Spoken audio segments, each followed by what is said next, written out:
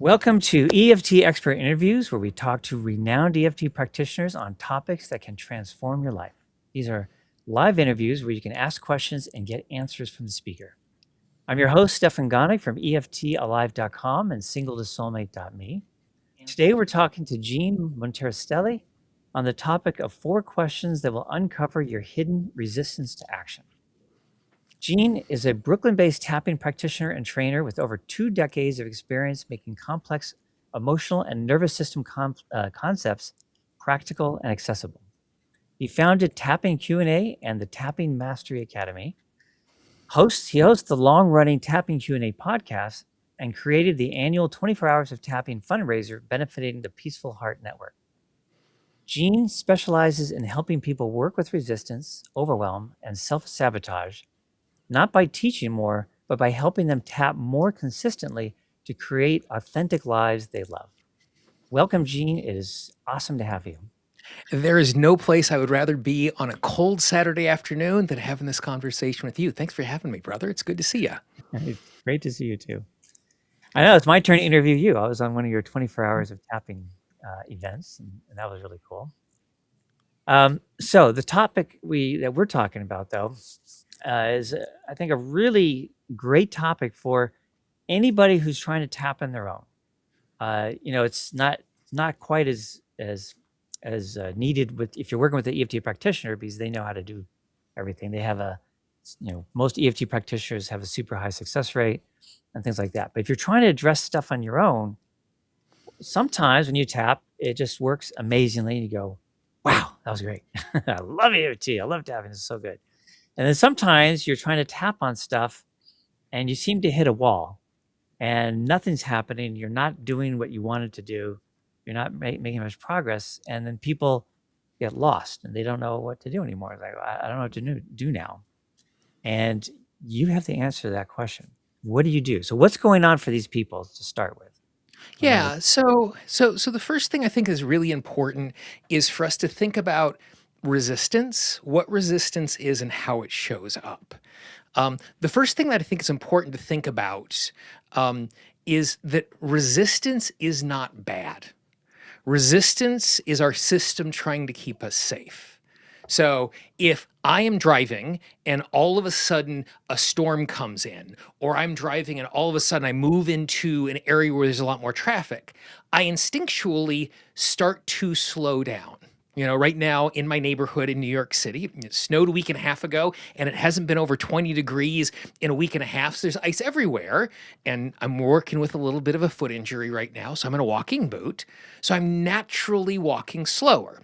Me driving slower, me walking slower, me not getting ahead of myself is my system taking care of myself. So resistance itself is not bad. So that's idea number 1. Idea number 2 is oftentimes when we think about I'm resisting taking an action, we think resistance is a single thing. And for me, what I've started to think about is what I call compound resistance.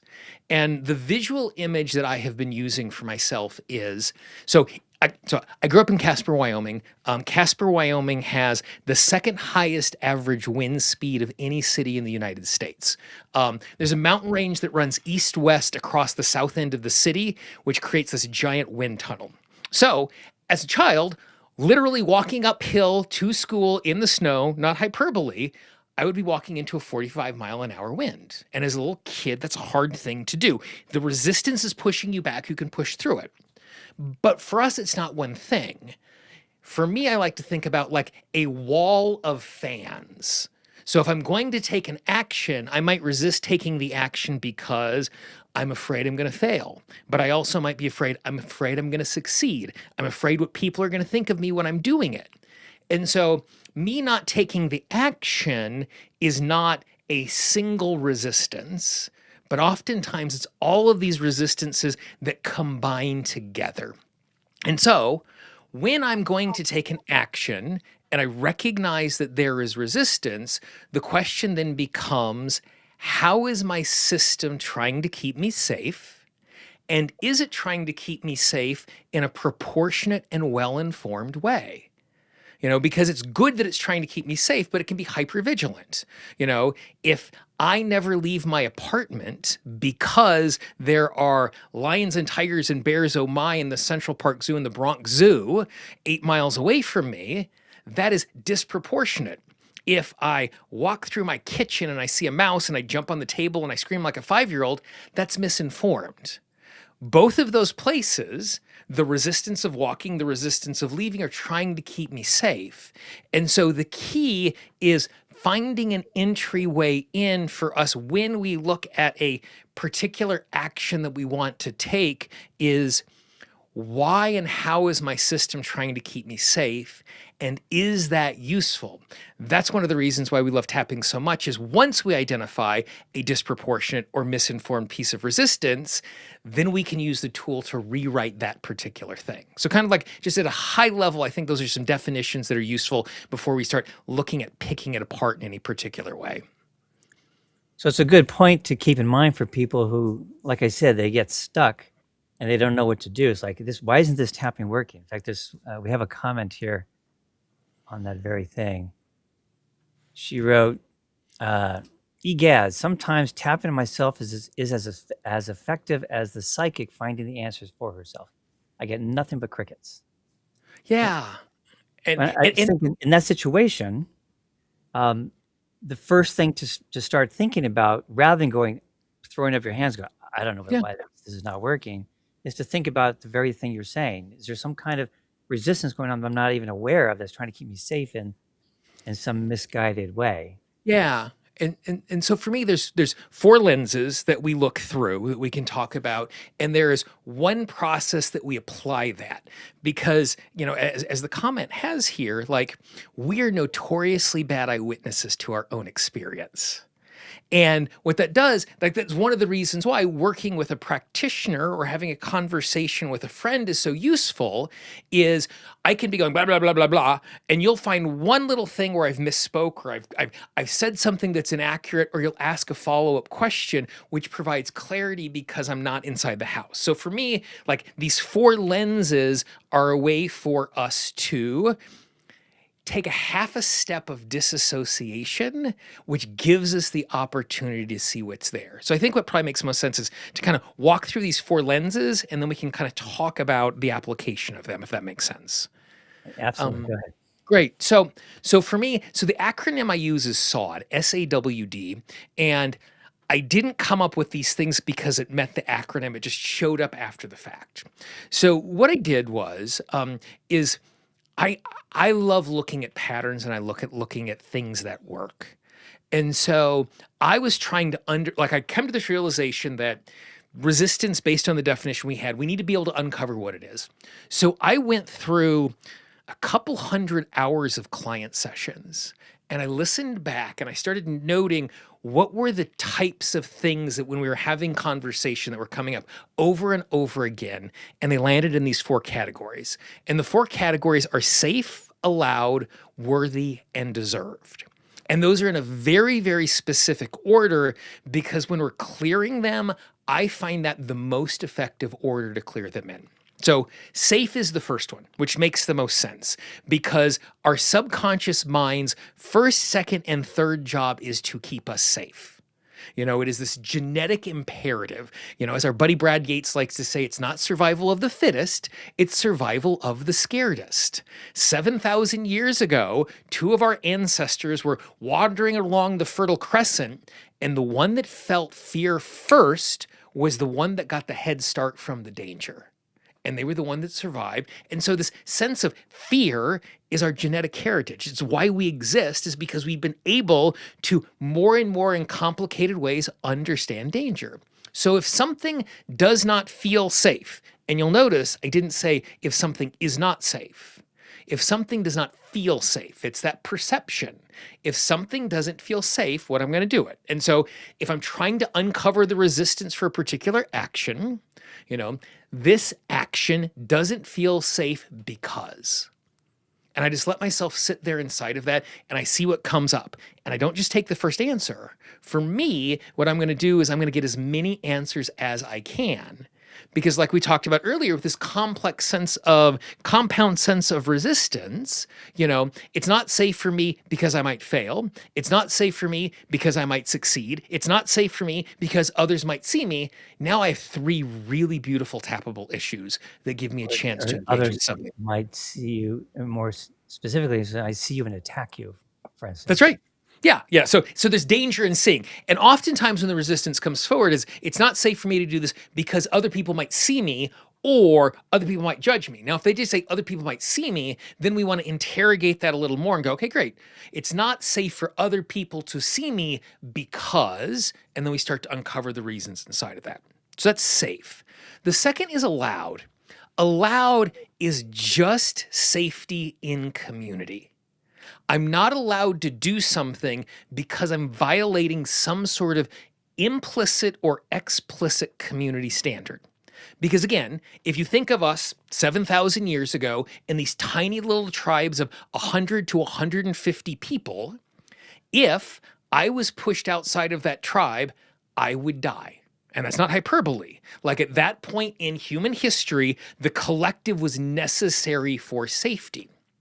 And so, if I feel like I'm not allowed to do something, subconsciously, I violate a norm, I'm pushed outside. Now, that allowed could be my family, my household, my workplace, my religion, my community, my country, my ethnicity, my social organization that I belong to. Like whatever community we're in. And again, some of those things are explicit. Men in our family don't show emotions. Like that could be said explicitly, or it could be these things that are implicit where I share my emotions and I get tissed by the adult members of my family. Like, oh, don't cry over spilled milk. And so I'm being told that acting in a particular way is not allowed, which is not safe. And so the reason why we go after that second is first is the really, really primal types of fear. The second is the context it exists within. So that's kind of the first half, safe and allowed. The second half, worthy and deserve, are about the actions and the results of the actions. And this is the way I define these two terms. You don't have to agree with these definitions. It's just good for us to be on the same page with this. But for me, worthy and deserve have really distinct meanings. Worthy is birthright. I am worthy of self-love. I am worthy of health. I am worthy of success. Where deserve is transactional. I do my job, I get paid. And so I can be in a circumstance where I feel worthy of success, but I don't feel like I deserve success because I squandered the success in the past, therefore I shouldn't be allowed to have success today. And it can happen the other way around. I can go, I've worked really, really hard. I deserve to be successful in my business. But there's a part of me that goes, you're just not worthy of good things. You weren't made for that. And so when we have this framework of safe, allowed, worthy, deserved, as we think of any individual action that we are resisting taking, we can then look through all four of those lenses. Let's say I wanted to send an email to promote an offer in my business. I would just go, it's not safe for me to promote this offer because, and I see what comes up and I make notes. I'm not allowed to promote this offer because I see what comes up. I'm not worthy of promoting this offer because I'm not deserving of promoting this offer because. And now it can feel really overwhelming if you go through something like that because you think, I have resistance to this action.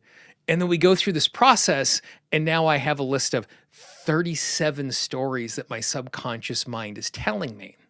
But the thing that is really important to recognize is this process did not create those 37 issues. Much like when I'm cleaning my apartment, me looking under my bed does not create dust bunnies under my bed. They were already there. I'm just looking at them in this particular way. And so by going through this, it can feel really overwhelming, except it's empowering for me because now I have a list of doorways that I can walk through with my tapping. To go back to the comment that we had very, very early on, it's like, I want to tap on this and it's just crickets that I don't know to start with. Now, all of a sudden, I have a place to start. And even if I go through that process and I only come up with one clear, concrete thing, I now have a door to walk into. And we know, like once we tap on that first issue, we get done with that, and then the subconscious mind goes, yeah, but we're also afraid of. And then we clear that, yeah, and we're almost afraid of. And so for me, I'm not looking for a comprehensive way to get all the pieces of resistance. I'm looking for a way to find that initial piece of resistance that I can start tapping on, because the amount of tapping we do is like the pivot point is the first 45 seconds we sit down to tap. Because if we don't have our hooks in something in those first 45 to 90 seconds, we get frustrated and we walk away, because on a subconscious level, I don't want to fail. I don't want to waste my time. I don't want to waste my energy. I don't want to lose faith in tapping. And so by going through a process like this before we start tapping, it's like, great, I have a doorway to walk through. Because I might not know how to tap on resistance, I do know how to tap on, I'm afraid I might fail. And just that little level of clarity about what the fear is behind the resistance makes the starting process to tapping so much easier. So I totally agree with you. And I like the way that you set this up. Initially I thought you were going to have questions, answer the following questions, and instead you're having sort of fill in the blank kind of thing, And we which could do it the other way as well. We could also do it as, why am I afraid to take this action? And both, they're basically approaching the exact same way, because the subconscious mind doesn't like an unanswered question, and the subconscious mind doesn't like a sentence that is ending with an ellipses that is incomplete. And so it really comes down to the person of, do I ask the question? Do I fill in the blank? Both of them are the exact same thing. It's more of finding the sweet spot of the thing that works with you as you're engaging with that particular thing, because ultimately it's a question. Why isn't this safe? Why am I not allowed? Why am I not worthy? Why am I not deserving? Like, those are the questions we're answering when we're looking for that resistance.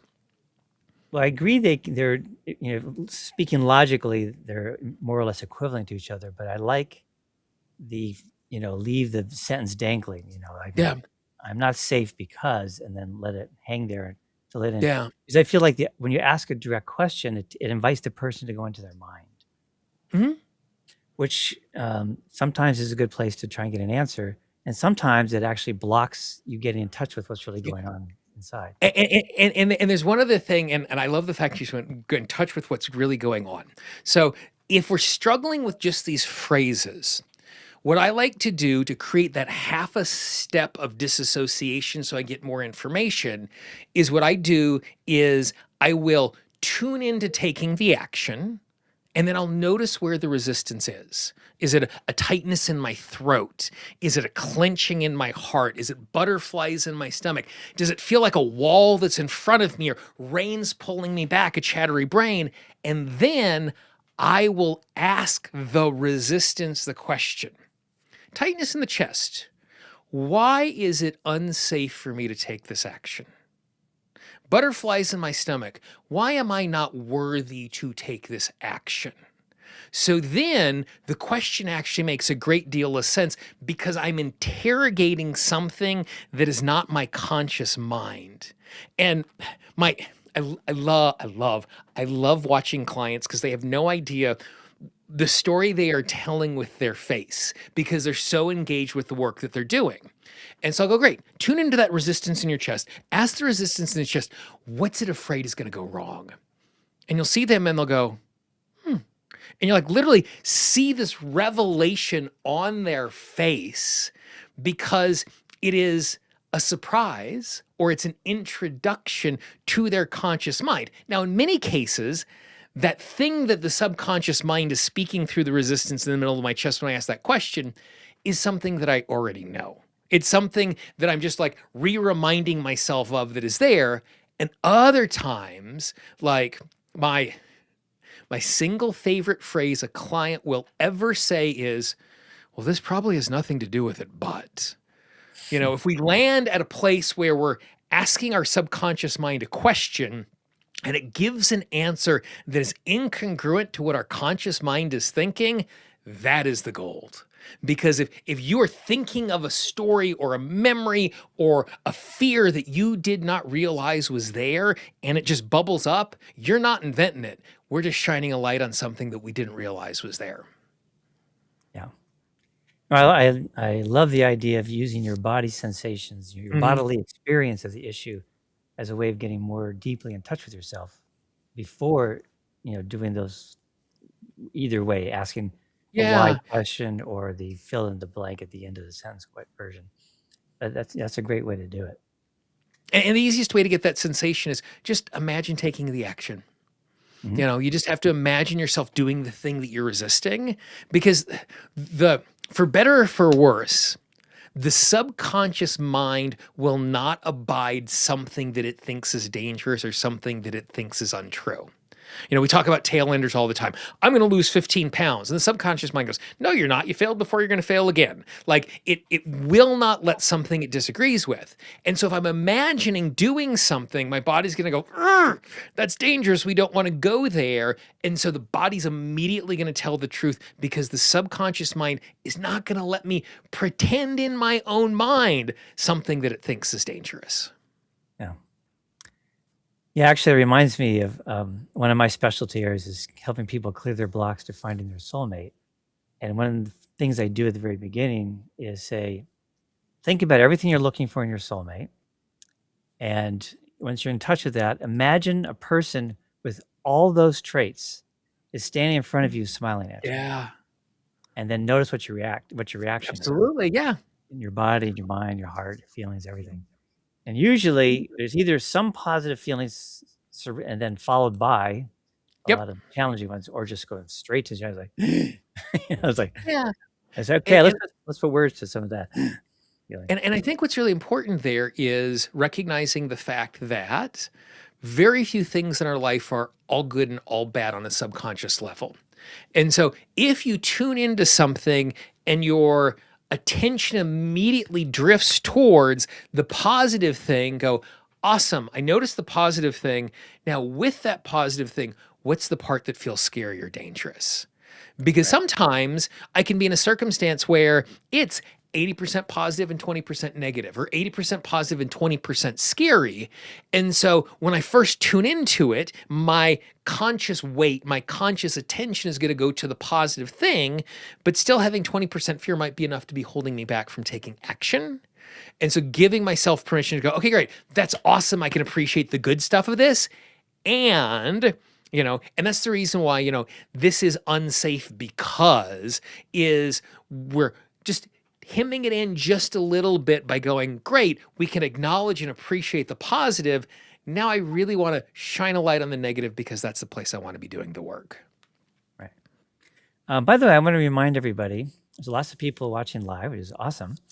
You guys are welcome to, put a comment or a question at any point. I know we're going to do a live Q&A at the very end, but you don't have to wait to the end if you want to ask questions or make comments. So I just want to remind everybody that.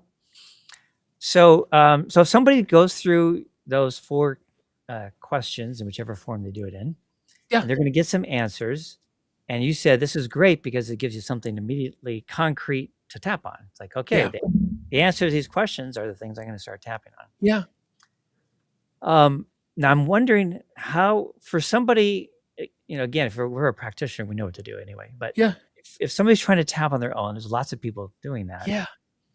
Um, what do you do in the case when they have one of these answers? They go, okay, I'm Yep. afraid this, Yeah. and so the obvious tapping is that even though I'm afraid of blah blah blah, and there's I'm afraid of that, I'm afraid of that, I'm afraid of. And sometimes that's all it takes. You're done. Yep. Sometimes that's not sufficient. So Great. your Yeah. Yep. your Yeah. fear number doesn't come down particularly. Yeah. So I have a pretty simple formula that I approach all of this with. So almost always when we come up with one of those fears, consciously we understand something that is true that is counter to that particular fear. So when I see the fear written down, the people are going to judge me. And I can go, well, yes, people might judge me, but the people who are important are going to resonate with this. Like I'm going to see like what the other side of that is. So then the tapping that I do is 3 steps. Okay. The phrase that I start almost every single round of tapping with for me is I recognize the fact. And the reason why I start with I recognize the fact, it's an idea I got from Orman McGill, who at one point was the head of the National Guild of Hypnotism. And one of the statements he said was, all transformation starts by stating what is. So for me, starting out, I recognize the fact that I am really afraid to do this thing because I think the people in my life are going to judge me. So I'm stating clearly out loud the thing that I am fearing. Okay. The second thing that I do is I affirm the intention of the fear. I'm not affirming the fear, but I'm affirming the intention of the fear. I like to think of the fear as a really enthusiastic employee who is not formed very well and is acting exuberantly in a way that is actually making things worse. So the second part is I appreciate the fact the fear is trying to keep me safe because it's no fun to be judged. So I recognize the fact, I affirm its intention, and then the next part is, but I want the fear to know. And so what I do at this particular point is, and again, this is so weird that we're able to do this, is I imagine a friend of mine has just said, Gene, I'm really afraid to send this email because I'm worried that I'm going to be judged. Now, if you said that to me, I immediately know how to reframe that as a friend. I immediately know how to do that as a natural, informal helper.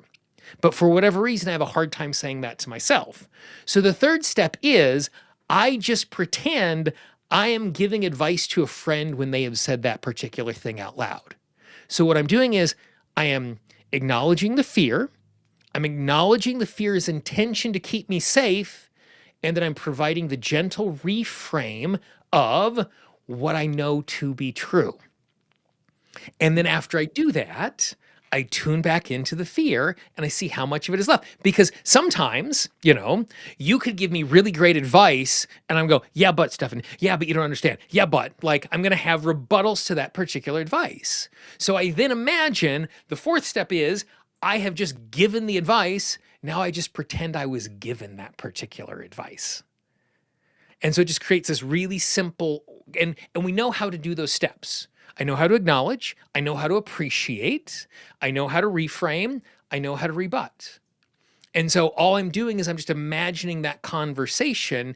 And so that, because the words themselves are not magic. There are no perfect words. Tapping Q&A was founded on people asking me questions. And the most common question I get above anything else are, Gene, what are the perfect phrases for insert issue? The phrases are just a way for us to tune in. The phrase is just a way for us to understand. And so by having that really simple 4-step formula, I'm not having to construct an entire tapping script. I'm not having to construct a tapping script. I'm just saying what I know, appreciation, a reframe, and why the reframe doesn't land right now. And so by going through that, it just becomes this really natural way for me to find the words to tap on whatever is coming up. So do you do like a round of tapping for each one of those things? Or? I tap until I run out of things to say. No, I meant you said you had the four different things. Yeah, what I mean, but like each of the 4 things. Like the first one, I recognize the fact that I'm afraid of this. Now that might be 3 tapping points, or depending on what I'm recognizing, that might be 6 or 7 tapping points. Okay, so you just, as you're tapping, you do this. That's right. I'm just going and going, because like a round of tapping is an artificial length of time. Right. It's based on a certain number of points, and it's based on the number of times I tap on that particular thing. Now it becomes a useful frame because we're hitting all of these different tapping points. But for me, like sometimes I end up tapping around here. Sometimes I end up tapping around here. Sometimes I end up tapping around here. It's wherever I have come to the natural conclusion because, and this is a stupid thought exercise that I've been playing with. The thought exercise that I've been playing with is I am doing exactly 1 round of tapping my entire life that is interrupted by other things that are going on in my life. And it's a silly thought exercise, and it's not really that, but it's helping me to recognize that, like, I tap until I've tapped enough. So for me, I don't use suds levels a lot, but even when I do, my goal is not, when it comes to resistance, my goal is not to get a suds level to a 0. My goal is to reduce the resistance enough for me to authentically take the action. And there are some actions where I can have a resistance of a 7 and I can still authentically take the action. It might be hard, but I can do it. There are other actions in my life, the resistance can be a 3, but because of how valuable it is and how high the stakes are, even having the resistance at a 3 is still too high for me to take action.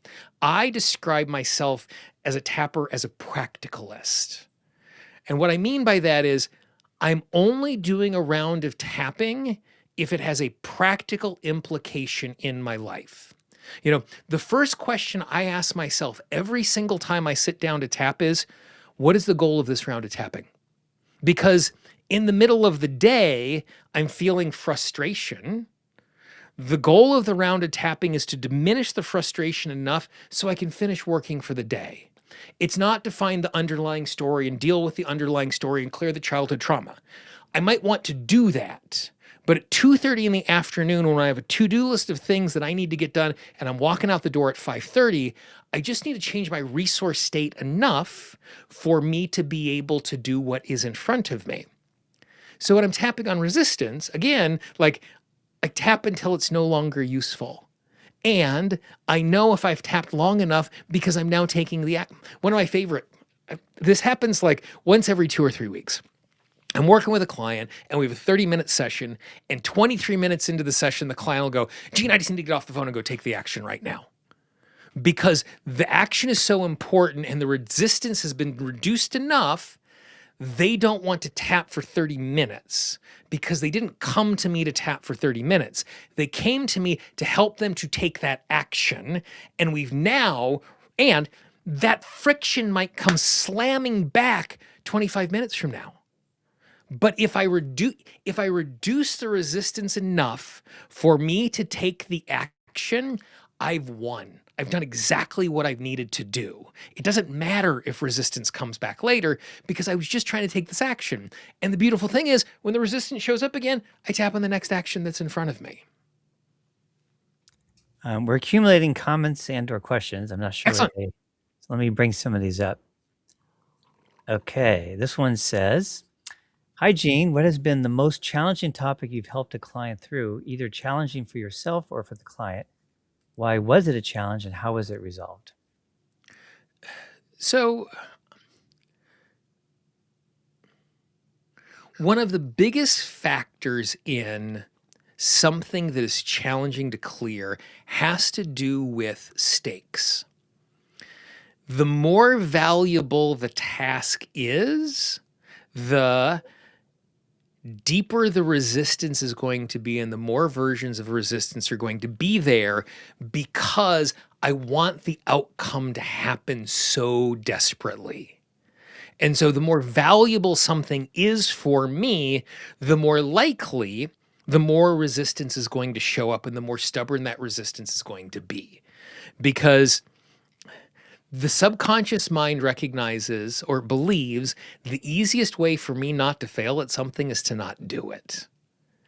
And, you know, like before we got on the call here, I was sitting here doing some work, but one of the things I was working on is like my great hobby and my great love is magic. I love, it was a childhood thing and the pandemic came back into my life and I practice magic every single day.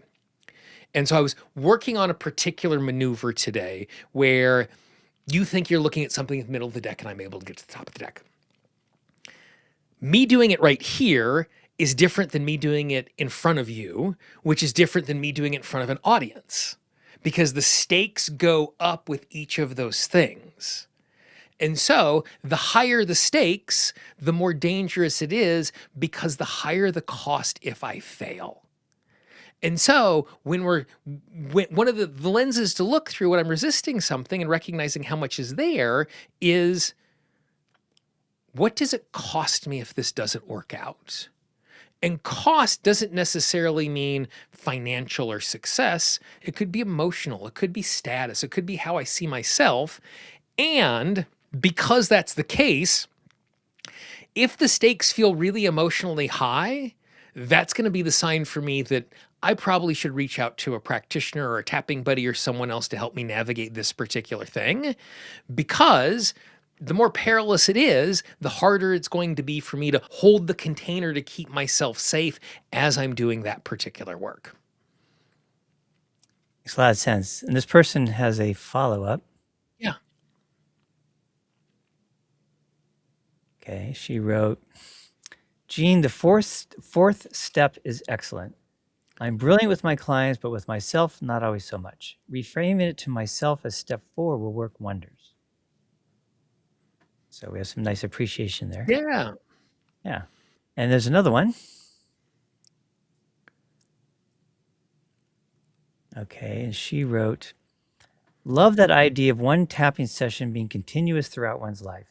As we continue to grow, our tapping sessions change, but the tapping continues to meet the current life situations. Yeah, I mean, and the part of the reason why like I play with that as a thought exercise is, like I do a huge amount of parts work. Like it's the base of almost all the work that I do, and there's no such thing as parts. Parts are an Now, a lot artificial. of people may not know what you mean by parts work. Great, awesome, yeah. So I'm gonna give you an example here. So for example, like I might say my mind, my body, and my spirit. My emotional self, my physical self, my intellectual self. Like those are different lenses and different parts to look at what is going on. And that becomes a really useful thing when we're like narrowing the scope to look at a part of our particular experience. We can also have age parts, the way I think about this, the way my 6-year-old self thinks about this. And so it's good for us to narrow it down, but it's also really good and useful for me to recognize that like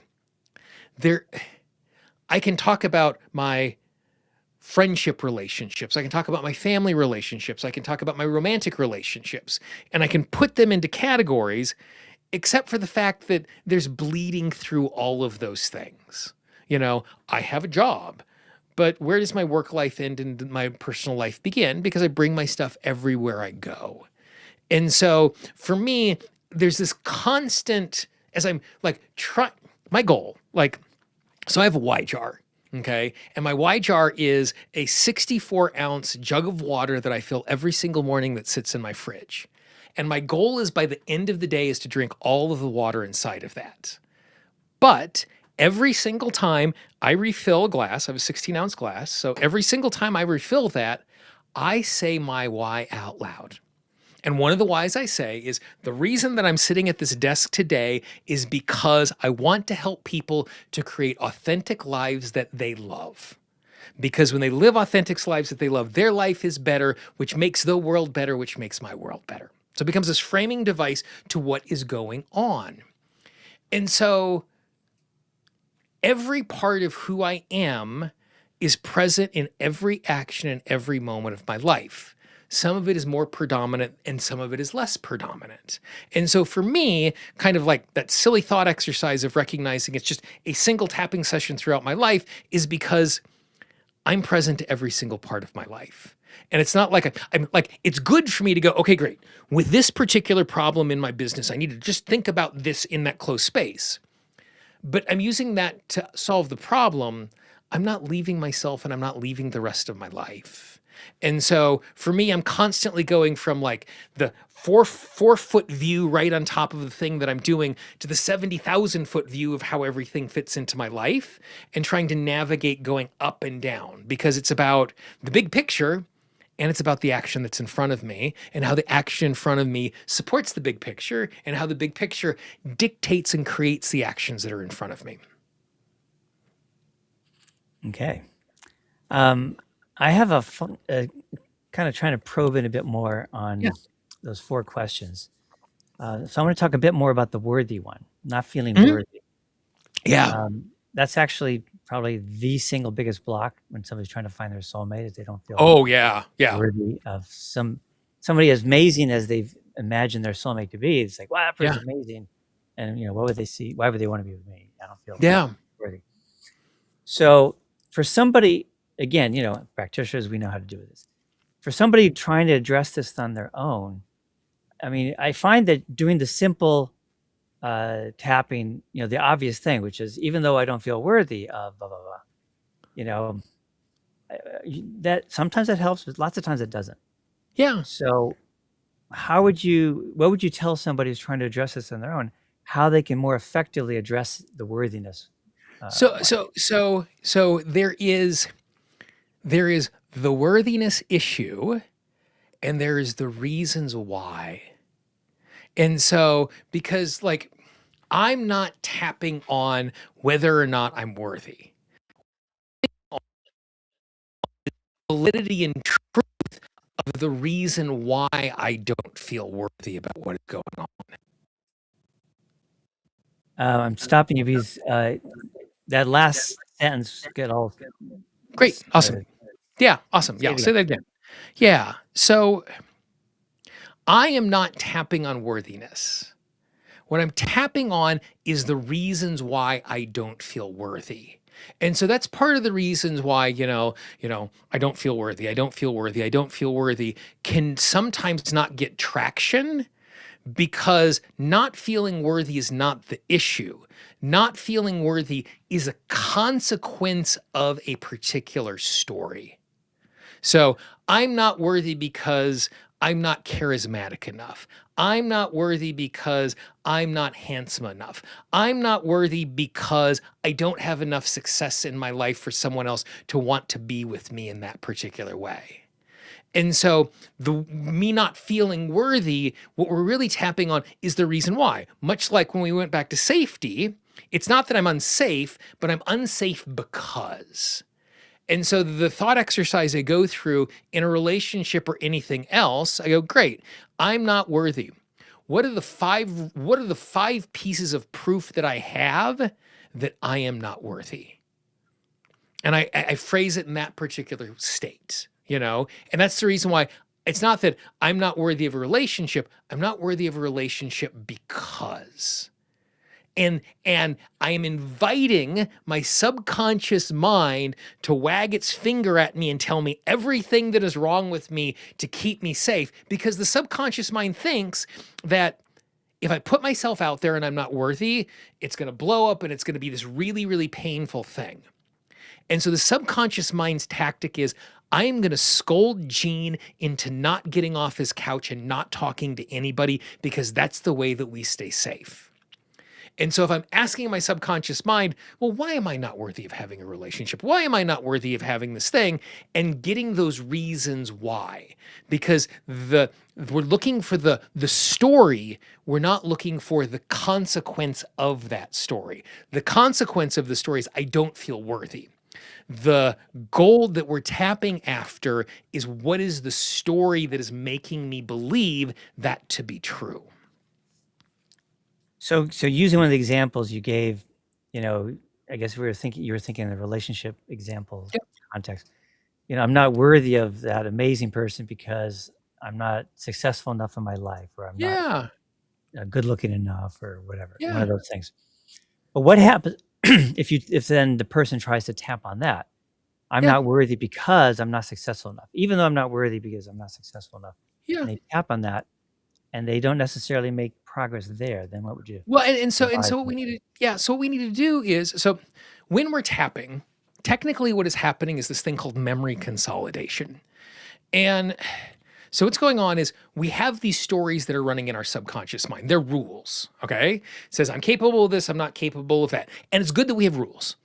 I get into a rental car, I don't think about which is the brake and which is the gas because I know the rules of cars in North America and how they are constructed. So these rules are just making it so we don't have to think. So there is a story that says, I am not worthy because I don't have enough success. So when I tune into that particular story, the file that has that rule written into it is open and it's opened in autosave. And so as we are tapping, what we're doing is, and recently had a conversation with Dr. David Feinstein about this, that they're actually able to see the part of the brain that is activated when we're having a belief, and they can actually track the energy in the body moving through the meridian system to that specific part of the brain. That when we're tapping, literally the energy that is moving is targeting the part of the brain that is active in that particular moment. And so what we're getting the opportunity to do is we're getting the opportunity to bring the new information to that particular place. Now, if I'm in a circumstance where I think that emotionally I am not worthy to have a relationship because I'm not successful, and intellectually I think I am not worthy to have a relationship because I'm not successful, that's not an emotional issue. That's a worldview issue. Like that is something that just tapping is not going to change that, because I don't believe, like I need to have a reframe or a possibility to go in there. Now, one of the things that can happen in that particular case is I might not believe my level of success is enough for me to have a relationship intellectually. In that case, I'm going to introduce I'm open to the possibility that someone at my level of success could have a wonderful relationship. So I'm not trying to rewrite the story.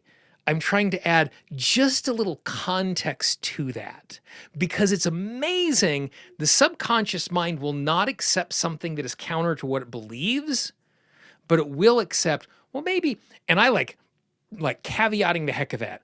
I'm open to the possibility that someday in small way, I might believe for a split second that someone at my level of success could have an awesome relationship. And that is just like the sliverest of a crack into that particular belief. But that's all I need to start transforming that particular belief.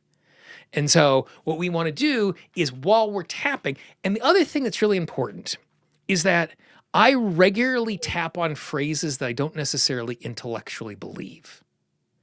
I'm tapping on phrases because it's what my subconscious mind wants to hear or needs to hear to create transformation. And so even if I'm not intellectually on board for my level of success is worthy of a relationship, I'm going to say to my subconscious mind, I'm open to the possibility that someday that might be enough. And so what that does is that's all I need to start creating that change as I'm engaging with that. All right. Yeah. So I just wanted to ask you questions to help people put into action the stuff you've been talking about. Because I think it was a great way to step into it and find out, like, well, what is holding me back? And your 4 questions is a great place to start. It's like, oh, well, are any one of these things true? And maybe they're multiply true. And I'm going to write them all down. That gives me something to tap on. But then one of the things I notice when people try doing it on their own is, like, lots of times they try and do it and then they hit the next block, roadblock to progress. I just wanted to explore some of the things with you about that. Let's see. We have another. Did you want to say something to what I just said before I read the next comment? Okay, here's another comment. This person wrote, "Hi, Gene. Would you touch on your concept of wordless tapping?" Yeah. So it's not my concept, but one of the things that we know is that stimulating these points creates a biochemical change inside of the body. And so one of the biggest hurdles to tapping is, like we've been talking about, is this entry point in knowing what to say. And so simply tapping on points without saying anything is immediate. So resistance is fear. We said that earlier. Resistance is fear.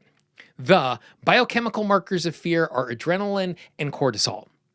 And the very, very, very first scientifically valid studies on tapping demonstrated in saliva and in blood, when we stimulate these points, cortisol and adrenaline dissipate from the body. And so oftentimes when I'm facing resistance and I don't know what to say, this is enough. Like if I have a client who's crying in front of me, I don't go 0 to 10, how sad are you? Like, we don't need to tune into the sadness. If they're like heaving in tears in front of me, tapping is going to be responding to that, because tapping is nothing more than tuning into the issue, stimulating the tapping points equals relief. And so I don't have to say anything to tune in. So if I'm sitting here and I'm gripped in fear and resistance to taking an action, I don't have to say a thing. And oftentimes what happens is as I start tapping without words, as things start to calm down, then I start to get clarity. I'm like here, and then by the time I get to this point here, it's like, I'm scared. I'm scared. I'm scared. I'm scared because I'm scared because I'm scared because when I was a child, and like the information slowly starts to unfold because I am regulating a dysregulated system. Like I often think about it like looking into the backyard and there's morning mist and fog. And as the day warms up, the fog slowly melts away, which makes the backyard more visible. And first it's foggy, and then there's the outline of a tree and the outline of a shed. And then I can see I can see a swing, and I notice there's a lock, and I can see the rake in the backyard. And so as it heats up, clarity shows up. As I tap, I am dissipating the mist that is the biochemistry of the dysregulating emotions, which creates clarity and insight. That's the reason why I said sometime in the last half hour, those first 45 to 90 seconds are so important. Because if I start to just get a little easier inside of that, I have now created a little bit of momentum, which allows me to see a little more, which allows me to see a little more, which allows me to go a little bit deeper. And so for me, every time I sit down to stab, I am tapping wordlessly before I tune into anything. Like just because I don't have to know what to say, I know where the tapping points are. Like the old Yellow Pages ad, I just let my fingers do the walking and they just go from point to point to point. Then I take. So if you're looking for a simple way to start and you don't know where to start ever, first thing you do is do one round of wordless tapping. Take a nice big deep breath. Second thing you do is you ask yourself the question, why am I tapping right now? And if you do those two things, you're just going to create a little momentum. And then any other tool that you reach for, the stuff that we've been talking about here, the movie technique, using the basic recipe and just saying a single phrase over and over again, all of those things are going to be more effective and more powerful because I've put myself back in my body enough. Because when we're tapping, three things are happening. Number one, we have to tune into an issue. Number two, we have to choose an intervention, a tool, an approach. And number three, we have to keep ourselves safe. You know, when I'm working with a practitioner, one of the reasons why working with a practitioner is wonderful is I don't have to keep myself safe and I don't have to choose how we're tapping. I just have to tune into the issue. I love tapping along to a video online because I have to keep myself safe and tune into the issue, but the video is coming up with the words. But if I'm tapping on my own, I have to do all three of those things. And so by taking a round of tapping without any words to calm myself down, to ask myself what the goal is, all of a sudden, I'm not tapping on everything in my life. It's just this little piece right now. And so that reduces that friction to allow me to step into it to make change easier to happen. Sounds very good. We have another comment. I think we're out of the context of this comment, though. So the Right, person tap and breathe. It's wordless tapping. Yep, tap and breathe. The exact same thing. tap and Yep. breathe. Right. Okay. Huh. All right. So this has been just wonderful information to help people get really grounded and centered and have clarity about how they can approach, all these times when they're feeling stuck and not sure what to do. There's now nice, clear pathway to follow to uncover what you need to uncover and start tapping all that. So this has been awesome. We're about to get into our formal Q&A session. I know not everyone's going to stick around for that, so I have a couple things in transition just to go through real quick. The first one is, Gene, how can people find out more about you? tappingqa.com is the easiest place to find me. You can find the podcast, the videos, the mailing list, the programs, all the things. That's the hub. I think currently there is 2,200 free resources waiting there at the website that have been built over the course of the last 18 years. So there's lots of good stuff free just waiting for you to dive in. All right, cool. You also are offering a free gift that it says a tool to help you tap daily by tracking sessions in progress. Yeah. So I think for me, again, I'm trying to create this frictionless way for us to tap more. And so for me, I think there are three keys to tapping daily in a way that's really successful. Way number one is just to track it. They're out of reach over here, but I have gold stars over there. I give myself gold stars all the time on my little tracking sheet as I do things you don't need that, but just marking that you've done it. The second is, like we talked about, writing down these tail enders.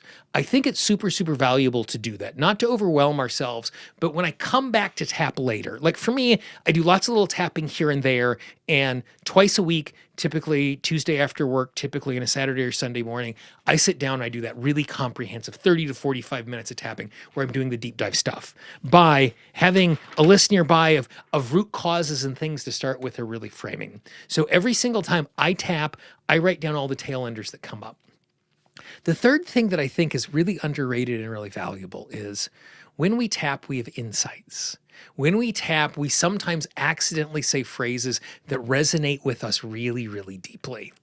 And if every single time you sat down to tap, you wrote one phrase down that really resonated with you and touched you emotionally or spiritually or at a heart level, and if you did that every day for a week, you would have written a perfect 7-line tapping script for yourself. And so I use the tail enders to go back and tap on them again. I use the insights as writing this affirming tapping script that is just perfect for me because my soul has went boo and it's glowed when you know what it's like, where a certain, like, you tap on a phrase and you just feel your whole body go, oh, and that becomes that really powerful thing. And so I've just created a really, really simple worksheet. It's a PDF as well as a Word document, so you can tap right into it. It's very cleverly named. If you go to tappingtracker.com, it's absolutely free. There's a 30-day version. There's a 90-day version. You can edit it. You can change it. Like I said, there's a Word document version of it. So you can print out the pretty PDF, or you can take something and you can just type right into it if that works for you better as well. And the link to that is in the description of this video. Yep. I have a couple free gifts too, but I'm not going to talk about what they are, but they're also in the description of the video.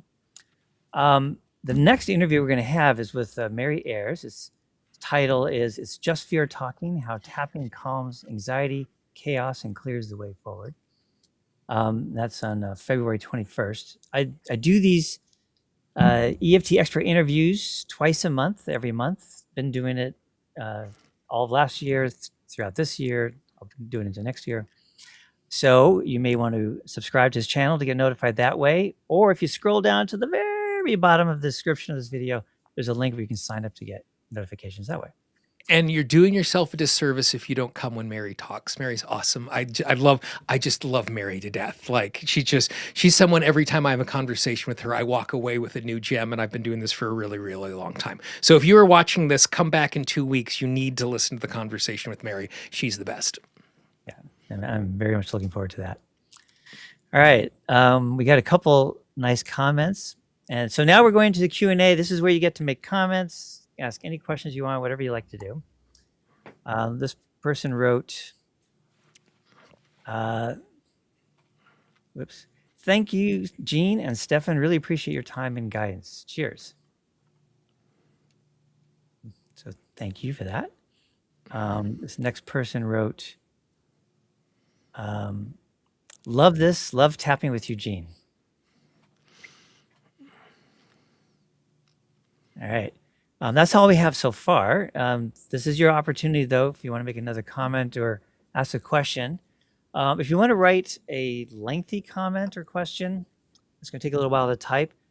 Write one word and submit that. You can write the word letter Q for question or letter C for comment, and then that way I'll know that you're to wait for you to finish typing. But if you just type and nothing's happening for a minute or two, I'm going to go, oh, well, that's it. Whoops. Let's see. We do have a comment here. Oh, whoops, skipped one. Okay, this person said, thank you, gentlemen. The next person, thank you. You're very welcome. I Excellent appreciate discussion, isn't I appreciate the fact that someone thinks I'm a gentleman. I'll just take that any day of the week. it? Yeah. Oh, here we go. This is an interesting question. Gene, if you hadn't gone into EFT, what would you be doing? So there's two answers to that. So I'm trained as a computer scientist. I still love writing computer code. I don't do it very often. In a lot of ways, the work that I do today and the way that I think about the subconscious mind is I am just debugging code. Like the way that I think about what is going on is like, this is the way the software works. And so as I'm trying to navigate my day, I'm asking myself the question, is this a permanent state of the software and that's just what I need to deal with and I need to act differently? Or am I upgrading the software as I'm doing that? So I am a coder at heart and I still do that particular thing. I spent 20 years as a performer. I combined juggling, sketch comedy, drama, storytelling with a friend of mine. We traveled all over the US and Canada, worked with 1.75 million young people. In 2000 or 2001, we were Pope John Paul II's opening act in front of 35,000 young people in St. Louis, Missouri, which is a very interesting career highlight and a very, very fun day in lots and lots of ways. Currently, like it's more than a hobby for me. I'm in the process right now. I am trying to raise $50,000 for our friends of the Peaceful Heart Network by doing magic shows anywhere and everywhere that I can do them. When I travel to do trainings, when I do stuff locally, that basically I charge people for shows. And so I very, very, very easily could see myself at this point in my life doing magic full time. Just like when I was a freshman in high school, in drafting class, we had two drafting tables pushed together, and the person sitting at the drafting table across from me is my friend Ed Obermuller, who I've known since first grade, and he actually lives in New Jersey, just over the river, that I get to see from time to time, which is a joy. And he did a card trick that is still one of my favorite card tricks to this day. But it was the first time someone I knew did what I would call a real magic trick, like something that I had no idea how it was done, but it was someone I know my whole life. And I can still remember I know Ed is not magic. I know it was a card trick, but I can still feel that sense of wonder in the middle of my chest. And so I really, really, really love helping people to create experiences that give them wonder. You know, when my friends and families come to New York City, even if I can't see them, I will help them get to, you need to go see the Statue of Liberty. You need to go to Times Square. You need to go, like, you need to do the things. Like, don't feel bad about doing that stuff. But I love taking someone and finding out their special interest and finding that thing that exists in New York City that they wouldn't find anywhere else and crafting this magical moment for them so they get the best out of the city. And so, like, I'm just like, in a past life, I was a sheepdog. I love herding people around. I love creating safety and these wonderful experiences. So if it wasn't tapping, it would be some version of that sort of thing, like taking someone where they are and trying to make their day and their space a little better. Tapping is just a really powerful way to do it that has more far-reaching ways of being able to create that change. All right, I got to ask you, if you're willing, do you have Yeah. a quick card trick you can do for all of us? And if I would have known that was coming, I have a camera that I could have done from above, but the camera's not set up for that. So I can't. Next time we come back and we do this, I will make sure that I have the camera rig set up in such a way that before we get done, I will absolutely do a magic trick or two for you that is perfect for this particular environment. I just don't have my camera rig set up right. I see. All right. That would have been fun. I look forward to next time we do this to get Yep. a little trick at the end. All right. Well, thank you so much, everybody, for joining us. And yep. This person wrote, "You're a magician on many levels, Gene." Certainly beats the alternative. Yeah. So anyway, I look forward to you joining us or joining me, I guess, on the next live interview and many more to come. And keep taffing, everybody. Bye for now. Have a great day, y'all. All right.